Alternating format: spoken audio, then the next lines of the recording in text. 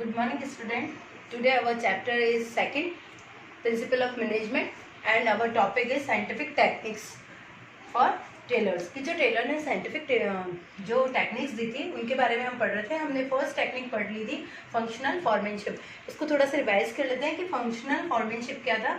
कि जो FW tailors थे उन्होंने क्या करा कि अपनी ऑर्गेनाइजेशन में एक टीम वर्क डिवाइडेशन कर लिया, मतलब डिवाइडेशन कर लिया, जिसमें उन्होंने फॉरमेन्स जो होते थे उनको 8 टीम्स में डिवाइड कर दिया और उन्होंने ये कह दिया कि सब टीम अपने अपने वर्क को कंप्लीट करेंगे। इस तरह से उन्होंने 8 डिपार्टमेंट्स बना दिए और सबके अपने अपने वर्क दे दिया और उन पर एक फॉरमैन बना दिया। वो फॉरमैन जो थे वो पूरे वर्कर्स को क्या करते थे, लीड करते थे और इस तरह से ऑर्गेनाइजेशन का वर्क चलता था। तो ये एक टेक्निक थी, साइंटिफिक टेक्निक, जिसको टेलर ने दिया था।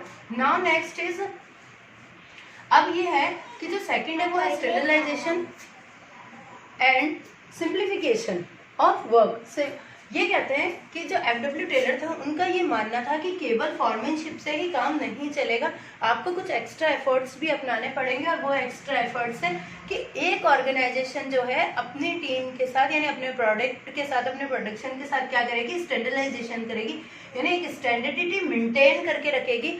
स्टैंडर्ड का मतलब क्या होता है बच्चों, एक निश्चित प्रमाण या निश्चित क्वालिटी क्वांटिटी को मेंटेन करके रखना। इसका भी एक एग्जांपल देंगे फिर अपन समझेंगे इसको। और सिंप्लीफिकेशन का मतलब ये होता है कि काम बहुत ही सिंपल तरीके से प्रेजेंट किया जाए ताकि वो आसानी से क्या हो जाए, समझ में आ जाए, उसमें ज़्यादा कॉम्प्लेक्स ना हो, ताकि लोगों को या जो वर्कर्स हैं या वर्कर के अलावा भी कोई है तो उनको समझ में ना आए। ऐसा नहीं होना चाहिए। एक एग्जाम्पल देख के मैं आपको इसको पहले समझाती हूँ, फिर अपन इसको आगे देखेंगे। एक सपोज कि एक है ना, जैसे अपन स्टैंडर्डाइजेशन का एक एग्जांपल देखते हैं कि एक कॉफ़ी शॉप है, ठीक है। एक फर्स्ट अपन देखते हैं कि एक कॉफ़ी शॉप है, ठीक है। अब इस कॉफ़ी शॉप को हम कोई भी ऑर्गेनाइजेशन बोल सकते हैं, कोई इंस्टीट्यूट बोल सकते हैं। इस कॉफ़ी शॉप के अंदर क्या हो रहा है कि जो वर्कर्स हैं वो कॉफ़ी बनाते हैं, ठीक है। और आप देखते होंगे, आप भी कभी किसी कॉफ़ी कैफे में जाते हो तो आप ये चीज़ देखते होंगे कि आप वहाँ पर जितनी बार कॉफ़ी पीने जाते हो, कॉफ़ी का जो टेस्ट है वो हमेशा एक जैसा ही आता है।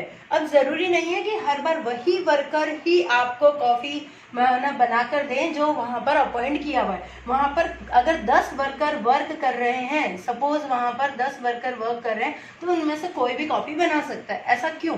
ये कहता है कि इसका सबसे बड़ा जो रीज़न है वो यही है कि यहाँ पर इस कॉफ़ी शॉप के अंदर जो कॉफ़ी मालिक है, यानी जो मैनेजमेंट है वहाँ का, उसने एक कॉफ़ी की जो रेसिपी है उसका कुछ स्टैंडर्ड जो है उसको फिक्स कर रखा है कि कॉफ़ी किस तरह से, कितनी क्वांटिटी में कॉफ़ी लेनी है, कितने में मिल्क लेना है और कितने में उसमें कॉफ़ी पाउडर ऐड करना है, कितने मतलब टेम्परेचर पे उसे बॉईल करना है। इवन सारा उसने जितने भी इंग्रेडिएंट्स वो यूज़ करेगा वो सारा उसने एक स्टैंडर्ड माप में रख रखा है। अब वहाँ चाहे कॉफ़ी A बनाए, चाहे B बनाए, चाहे सपोज C बनाए, कोई भी बनाए, तो कॉफ़ी का जो टेस्ट है वो हर वक्त कैसा आएगा, एक जैसा ही आएगा। इसी को ही FW टेलर ने क्या कहा है, स्टैंडर्ड बोला है। जैसे सपोज एक कंपनी है, अगर एक कंपनी में, जैसे आपने मैरीगोल्ड बिस्किट्स देखे होंगे बच्चों, आपने देखा होगा उसका हर वक्त साइज जो है वो हमेशा एक जैसा ही आता है उसका, चाहे आप फर्स्ट बिस्किट खाएं या लास्ट वाला बिस्किट खाएं, आपको कहीं भी क्वालिटी और क्वांटिटी में कॉम्प्रोमाइज़ नहीं देखने को मिलता है। ऐसा नहीं है फर्स्ट का टेस्ट बहुत अच्छा आ रहा है देन लास्ट का बहुत बेकार आ रहा है। क्यों नहीं आ रहा है? क्योंकि उस ऑर्गेनाइजेशन ने अपना स्टैंडर्ड मेंटेन करके रखा हुआ है। लेकिन इसी के एवज में जब आप होममेड बेकरीज देखते हो जो घर खुद अपने हाथों से बिस्किट्स बनाती है, उनमें आपने देखा होगा कुछ बिस्किट्स थोड़े से पतले, किसी का शेप अलग, किसी का शेप अलग, ऐसा होता है क्योंकि वो मैनुअली होते हैं और जबकि ये मशीनरी वर्क होता है। तो FW टेलर का ये मानना था कि जब भी कोई वर्क किया जाए तो उसका एक निश्चित प्रमाण होना चाहिए, उसका एक स्टैंडर्ड होना चाहिए जिसके अकॉर्डिंग सारे वर्कर्स वर्क कर सकें। ज़रूरी नहीं है अगर कोई वर्कर छुट्टी पे है तो उसका एवज में कोई और वर्कर है वो भी उस वर्क को बहुत ही आसानी से कर सके। अब इसका एक्सप्लेनेशन देखते हैं। Standardization means it's referred to the process of setting standards for every business activity। ये कहता है कि हर बिजनेस एक्टिविटी को जब वो स्टार्ट हो रही होती है या जब हम उसे स्टार्ट करने वाले होते हैं, प्रोसेस में लाने वाले होते हैं, तो सबसे पहले उसका जो है वो एक स्टैंडर्ड सेट कर लेना चाहिए कि हमें किस क्वालिटी में, किस क्वांटिटी में कितना रॉ मटेरियल चाहिए, प्रोसेस क्या यूज़ करेंगे, मेथड क्या अप्लाई करेंगे, वो सारी चीज़ें हमें पहले से सेट कर लेनी चाहिए।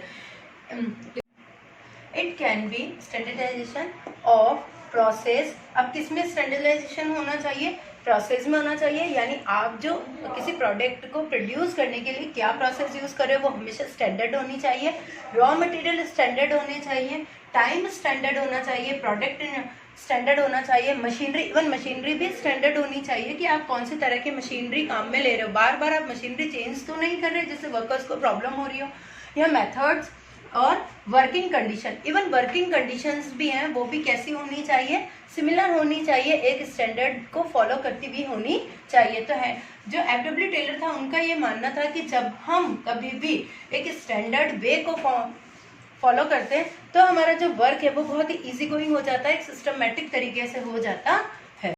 It's object to reduce a given line product to fix type, size and characteristics to stable standard of excellent and quality in material and to stable standard of performance of man and machines। तो इसको एक पहले के example से समझ लेते हैं ताकि आपके इसके ऑब्जेक्ट जो है वो इमीडिएट क्लिक हो जाएंगे। मैंने यहाँ पर एक दो कंपनीज के नेम लिखे हैं, पहला Micromax then Apple.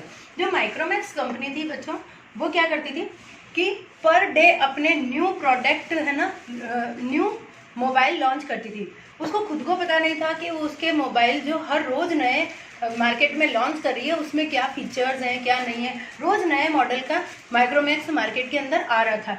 Day by day क्या हुआ, उसने किसी स्टैंडर्ड को फॉलो नहीं करा, अपनी क्वालिटी को मेंटेन नहीं करा, तो धीरे धीरे जो मार्केट से है माइक्रोमैक्स आपने देखा होगा बहुत कम हो गया और धीरे धीरे बिल्कुल खत्म होता जा रहा है। इसी के एवज में एप्पल जो कंपनी थी उसने पूरे साल का केवल एक ही मॉडल अपना मार्केट के अंदर उतारा और उसने अपनी स्टैंडर्ड और अपनी क्वालिटी और क्वांटिटी को पूरा मेंटेन रखा, जिससे जो एप्पल कंपनी है उसके जो फ़ोन थे उनका जो फीडबैक है वो बहुत ही अच्छा आया और सब लोगों ने उसको अप्रिशिएट किया। वो तो ये कहता है कि जो स्टैंडर्डाइजेशन है वो क्या मानता है कि आप जो प्रोडक्ट देते हो उसकी आपको उसके टाइप्स, साइज एंड कैरेक्टरिस्टिक्स का भी ध्यान रखना चाहिए, वो भी बिल्कुल फिक्स होने चाहिए। देन जो आप परफॉर्मेंस दे रहे हो वो एक्सीलेंट परफॉर्मेंस होनी चाहिए, उसकी क्वालिटी भी अच्छी होनी चाहिए। चाहे आप मशीन में से काम ले रहे हो, मशीनरी वर्क काम में ले रहे हो, चाहे आप मैनुअल वर्क काम में ले रहे हो, लेकिन उसमें कुछ स्टैंडर्ड होना चाहिए। ये कहते हैं कि ये जो हमारी साइंटिफिक टेक्निक्स है वो क्या स्टेबल करती है, वो जो हमारे मैन्स होते हैं उनके परफॉर्मेंस को भी स्टैंडर्ड करती है और जो मशीनरी होती है उनके स्टैंडर्ड को भी क्या करती है, मेंटेन करके चलती है।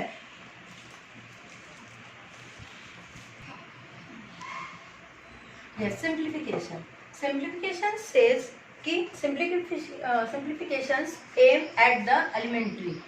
ये क्या करते हैं, जो अननेसेसरी वेराइटीज होती है प्रोडक्ट को उसको मतलब क्या बोलते हैं, उसको एलिमिनेट करके उसको निकाल देती है और नेसेसरी जो बॉन्ड्स होती हैं केवल वही प्रोडक्ट्स में रखती है। जो अभी मैंने माइक्रोमैक्स वाला एग्जांपल दिया था वो यहाँ पर फिट बैठता है कि जो माइक्रोमैक्स ने इतने सारे मोबाइल बनाए और उनके अपनी स्टैंडर्ड और क्वांटिटी क्वालिटी का ध्यान नहीं रखा, तो ये कहते हैं कि मार्केट जो माइक्रोमैक्स थी उसने क्या करा, अपनी क्वालिटी और क्वांटिटी का ध्यान नहीं रखा और अननेसेसरी वांटेड मतलब प्रोडक्ट जो है वो मार्केट में लॉन्च करती रही। रिजल्ट क्या आया, रिजल्ट यही आया कि वो बहुत जल्दी ही क्या हो गई, मार्केट से आउट हो गई। उसी के एवज में एप्पल ने जो अपने मोबाइल बनाए वो बहुत कम बनाए लेकिन अपनी क्वालिटी को बहुत ही सिंप्लीफिकेशंस के साथ मार्केट में लॉन्च किया। तो ये कहता है सिंप्लीफिकेशन वही होता है जिसका एम क्या होता है, अननेसेसरी वेराइटीज़ को प्रोडक्ट में से निकालना और जो वांटेड नेसेसरी चीज़ें हैं उन्हीं को प्रोडक्ट में रखना। तो इसके रिजल्ट क्या आते हैं, इसके रिजल्ट ये आते हैं कि it's result is saving of cost of labours. ये क्या करती है, जब आप अननेसेसरी देखो अननेसेसरी प्रोडक्ट नहीं बनाओगे तो अननेसेसरी आपको क्या नहीं करना पड़ेगा, कॉस्ट नहीं लगानी पड़ेगी, अननेसेसरी मटेरियल यूज़ नहीं करना पड़ेगा, अननेसेसरी टीम नहीं बनानी पड़ेगी, अननेसेसरी मैनेजमेंट को मतलब बिजी नहीं होना पड़ेगा। तो डायरेक्ट और इनडायरेक्ट वे में आपकी सेविंग ऑफ कॉस्ट हो जाएगी, मतलब आपकी कॉस्ट की बचत होगी प्लस आपके लेबर्स की बचत होगी, आपकी मशीनरी फ्री रह जाएंगी, देन आपके टूल्स भी फ्री हो जाएंगे। तो कहने का मतलब है जब भी किसी प्रोडक्ट में सिंप्लीफिकेशन होता है तो हमारी कॉस्ट रिड्यूस हो जाती है। इसका क्या इसका इम्पैक्ट क्या पड़ता है कि जो हमारी इन्वेंट्रीज होती है, इन्वेंट्रीज में आप सब जानते हैं जो हमारा स्टॉक होता है, अननेसेसरी स्टॉक होता है, उसकी क्या हो जाती है, बचत हो जाती है, वो इकट्ठा नहीं होता है, यानी प्रोडक्ट उतना ही बनता है जितना वो सेल आउट होना चाहता है। एंड जो हमारा टर्नओवर है वो डे बाय डे क्या होता रहता है, इंक्रीज होता रहता है। आप ये इंक्रीज है कि इंक्रीज किस में होती है, हमारी जो टर्नओवर है उसमें इंक्रीमेंट होता रहता है। Now third technique is work study. ये जो वर्क स्टडी है वो क्या कहती है, वो ये कहती है कि it's ensure maximum production at minimum cost. ये कहती है कि वर्क स्टडी के अंदर जो एफडब्ल्यू टेलर थे उनका ये मानना था कि जो वर्कर्स होते हैं उनकी भी आपको जो वो वर्क कर रहे हैं उसकी भी आपको एक स्टडी करनी चाहिए, वो भी साइंटिफिक स्टडी करनी चाहिए कि जिससे ज़्यादा से ज़्यादा तो प्रोडक्शन हो और जो कॉस्ट है वो मिनिमम रहे, और वो सारे कंट्रीब्यूशन और वो ये सारे एलिमेंट्स जो मिल करके अपना बेस्ट कंट्रीब्यूशन दे सके इन एवरी फैक्टर, सारे फैक्टर्स के लिए वो अपना बेस्ट कंट्रीब्यूशन दे सके कि वर्कर्स के लिए हर पहलू, हम यूँ कह सकते हैं ना, सिक्के के सारे पहलुओं को ध्यान में रखो, यानी दोनों पहलू को ध्यान में रखो। तो यहाँ पर ये कहते हैं कि जो वर्क स्टडी है उसमें एफडब्ल्यू टेलर्स का मानना था कि कुछ ऐसी स्टडी भी करनी चाहिए जो वर्कर्स को खुद को फोकस करती हो, यानी वर्कर्स के वर्क पर फोकस करती हो। फर्स्ट इसमें दिया था फैटिग्स स्टडी। फैटिग्स का मतलब बच्चों होता है थकावट। इसका मतलब वो कितना टायर्ड या कितने कम समय में या कितनी देर में कितना काम करके वो टायर्ड हो सकता है। तो एक जब वर्कर्स को आप काम में ले रहे हो तो उसको ये भी तो ध्यान में रखो कि उसे काम करने से कितनी थकावट होती है या कितने समय बाद वो थक जाता है कि उसमें वो फुल एनर्जी नहीं आती जिस एनर्जी से वो स्टार्टिंग से लगा था। तो जो वर्कर्स होते हैं उन्हें शुरू से चार्ज रखने के लिए उनका फैटिग स्टडी को भी ध्यान में रखना जरूरी है। नाउ मेथड स्टडी, मेथड जो स्टडी वो है इसकी जो हमारे पास स्टडी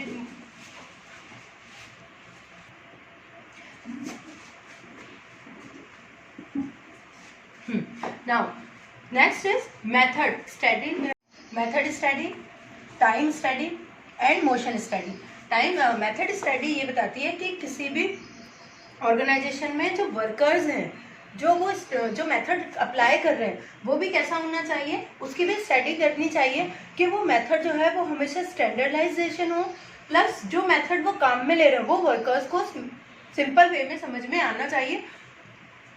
देन टाइम स्टडी हमें ये बताती है कि हमने टाइम का भी एक स्टैंडर्ड होना चाहिए कि कितने टाइम में कोई प्रोडक्ट जो है वो बन करके रेडी हो रहा है या उसको कितना टाइम लगेगा। देन मोशन स्टडी ये बताती है कि जो हर वर्कर के लिए काम का न्यू मोटिव होना चाहिए, वो मोशन होना चाहिए, उसको चेंज करने का तरीका होना चाहिए। तो ये सारी चीज़ें जो है वो जिसमें हम कंसिडर करेंगे वो है वर्क स्टडी। तो हम पहले इन सबको लाइन से देखते हैं one by one. Yes, first fatigue study. ये फैटिग स्टडी क्या बोलती है बच्चों कि जो वर्कर्स होते हैं उनको तीन तरह से इसमें कुछ चीज़ें फाइंड आउट करनी है कि हमें जो ये स्टडी है वो किस तरह से कैलकुलेट करनी है। फर्स्ट कहता है कि the frequency of rest interval.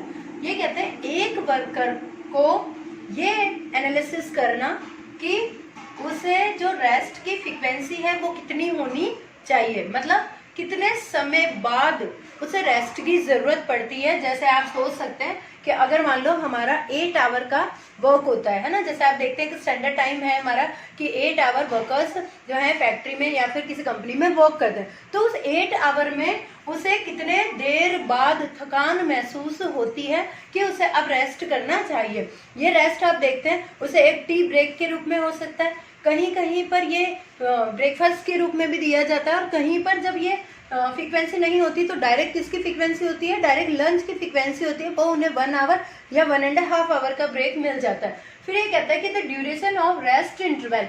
ये कहता है कि आपने रेस्ट तो दे दिया, पर रेस्ट कितने टाइम का दिया आपने? 15 मिनट्स दिया, 10 मिनट्स दिया, 1 आवर दिया, तो वो फ्रीक्वेंसी भी होनी चाहिए। Then the number of the rest interval, कि एक दिन के अंदर जो हमारा स्टैंडर्ड टाइम हमने रखा 8 आवर्स का, उस स्टैंडर्ड 8 आवर्स के अंदर कितनी बार आपको रेस्ट देना चाहिए वर्कर्स को, ताकि वो अपना काम जो है वापस रिफ्रेश होकर के बिल्कुल उतनी ही सटीक तरीके से कर सके जैसे वो फ्रेशन अप होकर आए हों और उसने स्टार्टिंग से वर्क किया होगा। तो आप देखते हैं हर ऑर्गेनाइजेशन इस स्टडी मतलब जो ये हमारी स्टडी है उसका ध्यान रखते हैं। आपने देखा होगा, जैसे सपोज एक एग्जाम्पल देखते हैं, जैसे एक कंपनी है, अगर एक वहाँ 9 o'clock ऑफिस स्टार्ट होता है, देन शाम को 5 या शार्प 6 o'clock खत्म हो जाता है। तब आप देखते हैं वर्कर्स जैसे ही एंट्रेंस होता है फैक्ट्री में, या वर्कर्स जब एंटर होते हैं कंपनी में, तब उन्हें 9 o'clock अगर एंट्री है तो उन्हें आप देखते होंगे 10:30 या 11 बजे के बीच में एक बार टी ब्रेक मिल जाता है। वो उनका 10 मिनट्स का होगा। फिर वो 1:30 से 2 बजे के बीच में क्या ले लेते हैं? लंच ले लेते हैं। फिर उन्हें 4 बजे वापस फ्रेशन अप हो जाता है, यानी टी ब्रेक हो जाता है। देन लास्ट में वो घर चले जाते हैं। तो आप सोच रहे होंगे इस बीच में उनका फ्रीक्वेंसी ऑफ रेस्ट इंटरवल का भी ध्यान रखा गया, ड्यूरेशन ऑफ रेस्ट इंटरवल का भी ध्यान रखा गया, और नंबर ऑफ रेस्ट इंटरवल का भी ध्यान रखा गया। तो आई होप बच्चों आपको फैटिग स्टडी बहुत अच्छी तरह से समझ में आई होगी, क्योंकि यहाँ से जो केस स्टडी है वो जरूर आती है बच्चों, और 100% आती है। आप कंफ्यूज नहीं होना। अगर आपको फिर भी कोई प्रॉब्लम है तो आप मुझे कमेंट में कमेंट करके क्वेश्चंस की क्वेरीज पूछ लेना। Taylor suggested that the time period and frequency of rest interval should not be decided by the wish and experience of managers। जो हमने 2 तरह के प्रिंसिपल पढ़े थे बच्चों। पहला हमने हेनरी फ्योल्स पढ़े थे, दूसरा हमने टेलर्स पढ़े थे। जो हेनरी फ्योल थे वो क्या मानते थे? हेनरी फ्योल जो है वो कुछ ऐसे प्रिंसिपल्स को फॉलो करते थे जो किस पे बेस थे बच्चों? एक्सपीरियंस के बेस पर थे, है ना। जबकि जो टेलर्स थे वो क्या मानते थे कि टेलर ये मानते थे कि हर किसी को थंब एंड रूल के अकॉर्डिंग अडॉप्ट नहीं कर लेना चाहिए, कि जैसा है तो बस उठा लो और उसे अडॉप्ट कर लो और उसी प्रिंसिपल को फॉलो करने लग जाओ। जो FW टेलर थे वो ये मानते थे कि हर चीज को साइंटिफिक बेस से आपको पहले एक एग्जाम्पल से, या फिर यूं कह दो कि पहले उसे एक्सपेरिमेंट करके देखना चाहिए। वो अगर फुलफिल हो रहा हो तो ही उसे ऑर्गेनाइजेशन में क्या करना चाहिए? अप्लाई करना चाहिए। तो ये कहते हैं कि जो भी वर्कर्स को जो भी रेस्ट इंटरवल देने की जब बात आती है तो उन्हें केवल मैनेजर के अकॉर्डिंग ही सेट नहीं करना चाहिए। यानी मैनेजर ने चाहा तो उन्हें 1 घंटे का इंटरवल दे दिया, और किसी ऑर्गेनाइजेशन ने चाहा कि नहीं 1 घंटा बहुत ज्यादा होता है, आधे घंटे कर दो।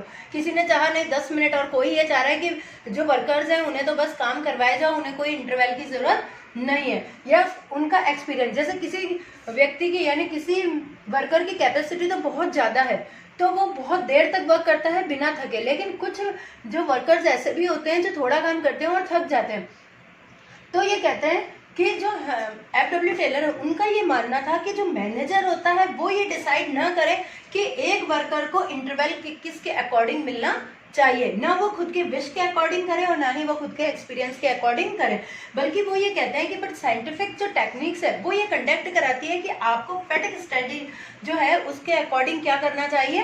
टाइम ड्यूरेशन जो है यानी रेस्ट जो इंटरवल है उसको डिसाइड करना चाहिए। और वो भी कैसे होना चाहिए कि बहुत सारे वर्कर्स जो होते हैं उनको एग्जामिन करना चाहिए, और फिर उनके हिसाब से एक जो एवरेज स्टैंडर्ड टाइम होता है उसके अकॉर्डिंग उन्हें क्या देना चाहिए? इंटरवल देना चाहिए। तो आई होप बच्चों आपको फैटिग स्टडी जो है वो बहुत अच्छे से समझ में आई होगी। Now move to next method study. It's अब ये किसको वो करता है? कंडक्ट देखें, to find out the one best method and way of performing the job which keeps production cost minimum and make maximum use of resources of the organization. Taylor says that कि find out the best one of method, ये कहता है कि जो Taylor थे उन्होंने क्या suggest किया था कि आप ऑर्गेनाइजेशन में बहुत तरह के मेथड को यूज़ करो, और यूज़ करने के बाद जो बेस्ट मेथड होता है उसको आप अपनी ऑर्गेनाइजेशन में अप्लाई करो, एंड जो आपको क्या कर सके, ज़्यादा से ज़्यादा प्रोडक्शन दे सके और जिसकी कॉस्ट जो है वो मिनिमम आ सके। मतलब कुल मिलाकर कहने का ये है कि अपनी ऑर्गेनाइजेशन के लिए जो बहुत फायदेमंद हो उन रिसोर्सेज, उस मेथड को आप यूज करो। Taylor suggest that the method of production should not be decided by the thumb of rule. ये कहते हैं कि केवल थंब और रूल के अकॉर्डिंग, मतलब जो सालों से परंपरा चली आ रही है उसी मेथड से प्रोडक्शन होना है, वही मेथड से प्रोडक्शन नहीं होना चाहिए, बल्कि नए नए बहुत सारे मेथड जो हैं उसको ट्रायल करते रहना चाहिए, और उसमें से जो बेस्ट हो, जो आपकी ऑर्गेनाइजेशन को बेनिफिट दे रहे हो, जो आपके कॉस्ट को मिनिमम कर रहे हो, उनको सेलेक्ट करना चाहिए।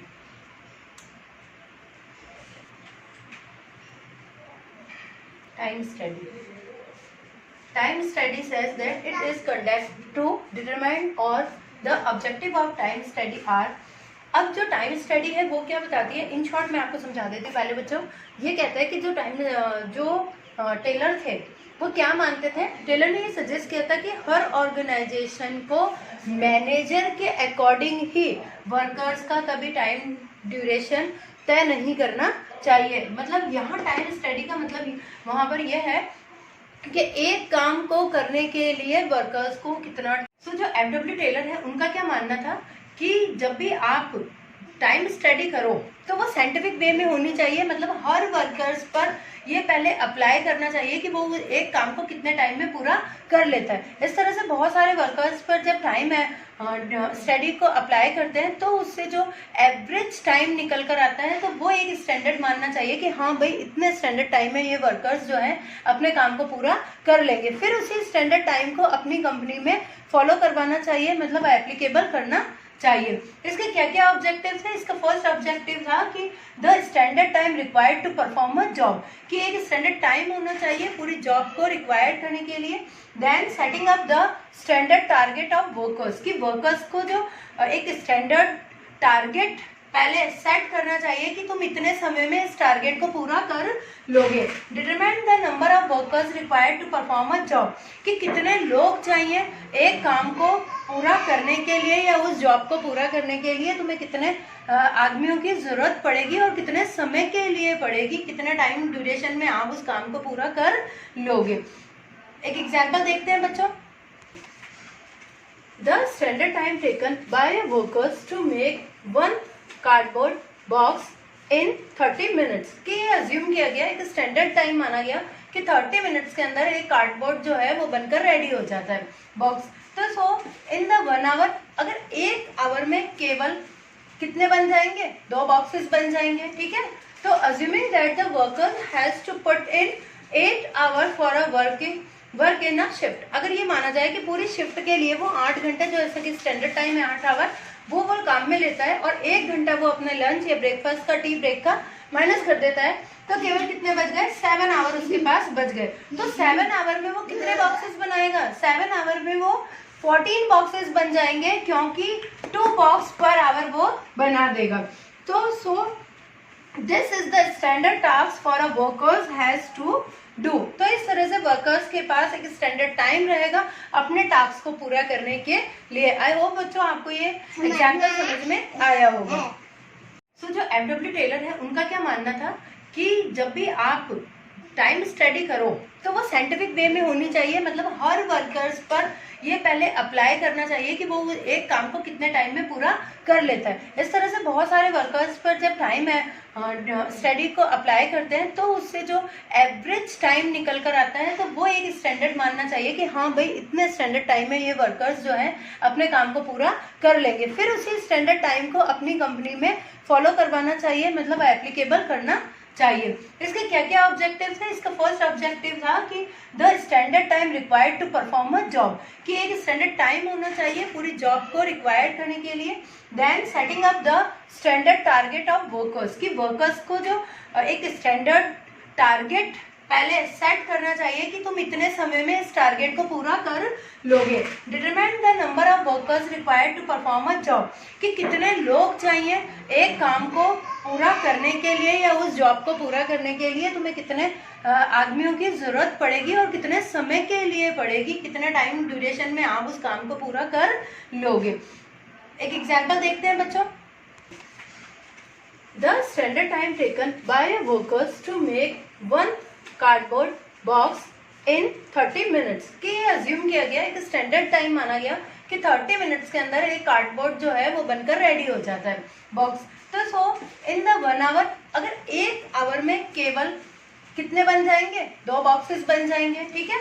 तो assuming that the worker has to put in 8 hour for a work in a shift, अगर ये माना जाए कि पूरी शिफ्ट के लिए वो 8 घंटे, जो जैसे कि स्टैंडर्ड टाइम है 8 आवर, वो काम में लेता है और 1 घंटा वो अपने लंच या ब्रेकफास्ट का, टी ब्रेक का माइनस कर देता है, तो केवल कितने बच गए, 7 आवर उसके पास बच गए। तो 7 आवर में वो कितने बॉक्सेस बनाएगा, 7 आवर में वो 14 बॉक्सेस बन जाएंगे, क्योंकि 2 बॉक्स पर आवर वो बना देगा। तो so this is the standard task for a workers has to do. तो इस तरह से वर्कर्स के पास एक स्टैंडर्ड टाइम रहेगा अपने टास्क को पूरा करने के लिए। आई होप बच्चों आपको ये एग्जाम्पल समझ में आया होगा। Now next and last point, motion study. It refers to that study of movement like lifting, putting objects, sitting and changing position etc. which are the undertaking while doing a typical job। ये कहता है कि Taylor ने suggest किया था कि जो workers होते हैं वो केवल एक पोजीशन में मूवमेंट नहीं करते, वो हमेशा अपनी मूवमेंट्स को क्या करते रहते हैं, चेंज करते रहते हैं। तो एक अच्छे मैनेजमेंट को हमेशा उनके मूवमेंट्स का भी ध्यान रखना चाहिए कि वो उनके मूवमेंट कैसे हो रहे हैं और वो अपने वर्क के दौरान कौन से मूवमेंट को यूज कर रहे हैं। इसका क्या ऑब्जेक्ट था इस स्टडी को देने का, इसका ये था कि जो determine the movements of workers when they are performing the job, हमेशा उन मोमेंट्स को नोट करते रहना जो वो हमेशा अपने वर्कर्स जो हैं वो अपने परफॉर्मिंग जॉब में यूज कर रहे हैं। Then to differentiate between the productive और अनप्रोडक्टिव मूवमेंट्स, और ताकि वर्कर्स जो मतलब जो मैनेजमेंट है वो वर्कर्स के प्रोडक्टिव मूवमेंट्स और अनप्रोडक्टिव मूवमेंट्स को भी डिफरेंशिएट कर सके कि दोनों में क्या डिफरेंस है और वो उन्हें कट शॉर्ट कर सके, ताकि वर्कर्स बार बार वो एक्टिविटी ना करें जिनसे टाइम जो है वो वेस्ट हो। इसका एक एग्जाम्पल मैं आपको समझा सकती हूँ। देखें कि जैसे मान लो सपोज एक वर्कर यहाँ पर वर्क कर रहा है, ठीक है। अब ये वर्कर यहाँ पे वर्क कर रहा है, मान लो कोई मशीन ठीक कर रहा है, ठीक है। अब इसका टूल बॉक्स यहाँ पे पड़ा है, तो ये वर्कर जो है वो बार बार क्या करता है, यहाँ आता है और फिर टूल लेकर जाता है और अपना वर्क यानी अपनी मशीन को ठीक करता है। देन फिर उसे किसी नए टूल की जरूरत पड़ती है, फिर वो वापस जाता है, फिर वो वापस लेकर आता है। तो इस तरह से आप देख रहे हैं प्रोडक्टिविटी का तो वर्क केवल मशीन ठीक करना है, लेकिन अनप्रोडक्टिविटी का मूवमेंट कौन सा हो गया कि बार बार आना और बार बार जाना। ये चाहता था इस टूल बॉक्स को अपने पास रख के भी वर्क कर सकता था। तो ये स्टडी देने का मतलब यही है कि वर्कर्स जो अननेसेसरी टाइम वेस्ट करते रहते हैं उन मूवमेंट्स का ध्यान रखना। आपने देखा होगा बहुत से वर्कर्स ऐसे भी होते हैं जो किसी चाय के बहाने, वॉशरूम के बहाने या बाहर घूमने के बहाने बार बार अपने वर्क को लेफ्ट करके क्या करते रहते हैं, बाहर इन और आउट होते रहते हैं। तो इन सारी चीज़ों का ध्यान रखने के लिए ये स्टडी बनाई गई है। आई होप बच्चों आपको ये स्टडी समझ में आई होगी सारी। तो आई होप बच्चों आपको ये स्टडी आज की सारी समझ में आई होगी। आज का जो टॉपिक था वो बहुत इंपॉर्टेंट था बच्चों, आप इसको वापस देख लेना। अगर कोई प्रॉब्लम हो तो आप मुझे कमेंट कर देना। Thank you.